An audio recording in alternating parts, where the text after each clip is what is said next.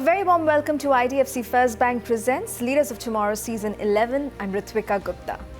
As part of our exclusive Eye on Dubai series, we're talking all things technology to really understand how Dubai's tech ecosystem is helping entrepreneurs to grow their businesses. In the first segment, my colleague Abhishek Sengupta will be in conversation with Aayushman Dalmia, founder and CEO Zoftware. And in the second segment, I'll be chatting with Srimati Shiv Shankar, Corporate Vice President and Global Head, EdTech Business at HCL Technologies, to understand the role of education and technology in shaping ESG goals.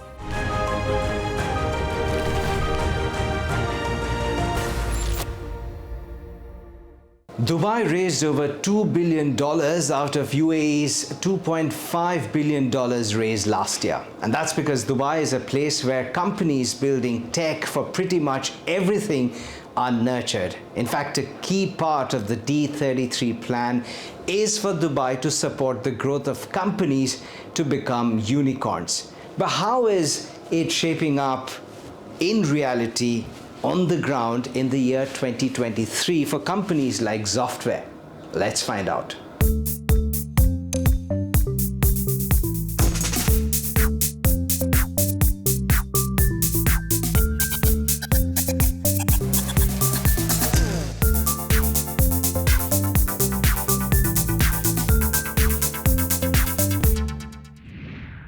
Aayushman Dalmia, thank you so much for giving us time today.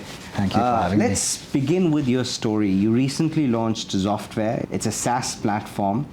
I'm very intrigued to ask you, why would you sort of focus your time, energies on a SaaS platform for this region when other tech companies are spending a lot of time on building a lot bigger things like a flying taxi or cloud kitchen or AI chatbots? What's your story?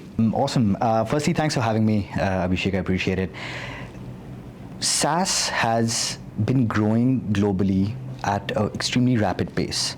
Currently, it's growing at about 15% compounded. The annual spend in SaaS is about $2.1 trillion, and just in the MENA region alone, it's about $35 billion, according to Gartner. Now, SaaS is fundamentally the foundation of any tech company today.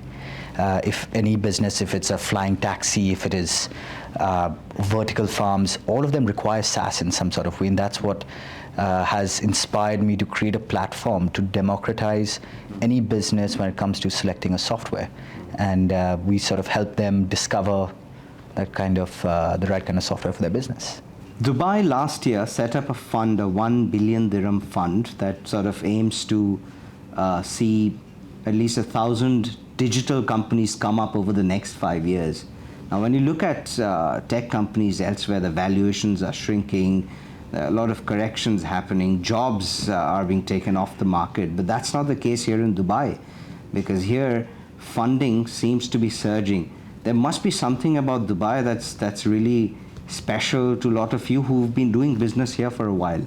Oh yeah, I mean, I remember when I came to Dubai, I'll give you a small example of Dubai tax, Dubai police. When I came to Dubai, if you would get into an accident, you would have to call the police like anywhere else in the world, and they would come and they would, take your license, registration, that kind of stuff. Today, God forbid you do get into an accident, everything is done digitally. You use an application of Dubai Police, you enter your license, registration, there is no police car that is involved, and you get issued everything digitally. There is no paper, completely paperless. And the reason there is so much funding that is coming into Dubai is because of how digitally transformative the government is.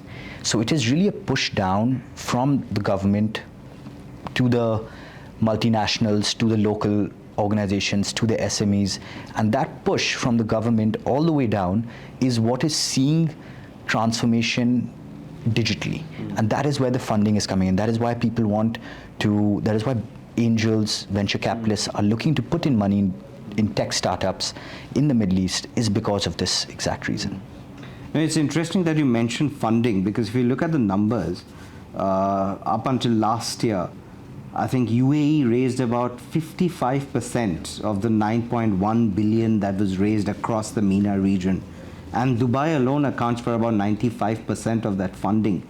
So, there's something definitely that different that Dubai is doing? And B, I wanted to ask, how do you as a tech entrepreneur see this landscape helping you? Funding was not as easy. It was a bit more challenging back then. I'm talking about 6-7 years ago. Over the last few years, there's been a lot of interest in this market because the demand for technology products are going up. The population is increasing. The government, of course, is pushing a lot of tech startups. The governments themselves are transforming digitally. And that has been one of the biggest reasons why funding has become a lot easier today. You look at, of course, the funds that you spoke about, the number of VCs have been growing significantly. Dubai also has a push towards increasing the number of unicorns that come out of this market as well. And that's a big agenda of the government. Yeah, that's part of the D33 program. Absolutely, right, yeah? Absolutely. And that gives a lot of inspiration, that gives a lot of gravitas to the companies over here and gives them that belief that, the government is trying to push them. Like I said, demand is going up. As the interest rates also over a period of time will reduce, evaluations will start getting corrected again. And all of this plays into the timing of which these funds are being released by the government, just the initiatives that the government is taking, because the SME segment of any country is the backbone of the economy. And UAE, like every other country in the world, knows that.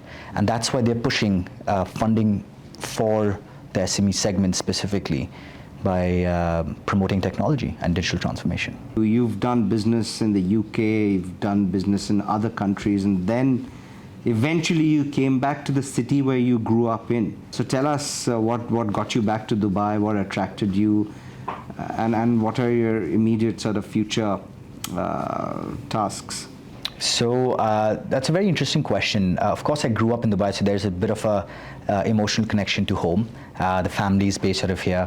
But I've set up companies in the US, in the UK, in India, and UAE, Dubai specifically. And what I've realized is that the ease of setting up businesses, the ease of doing business actually is fantastic, right? Of course, the tax also helps us quite a bit, or being a tax-free zone helps us quite a bit. But the ease, simplicity of setting up business, the landscape and how politically stable actually Dubai is, gives a lot of safety in terms of doing business, because the growth has been quite sustainable in terms of the economic growth, the GDP growth.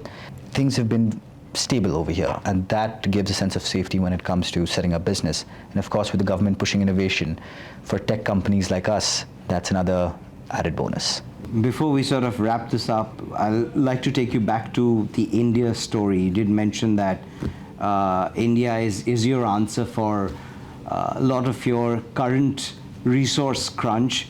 Do you see that as one of your big pillars of the natural synergies between UAE and India? I mean, especially when a lot has been happening in the trade front as far as relationships concerned. And I didn't ask you back then, but I'm asking you now. And is that something that's prompting you to also thinking of setting up business in India eventually?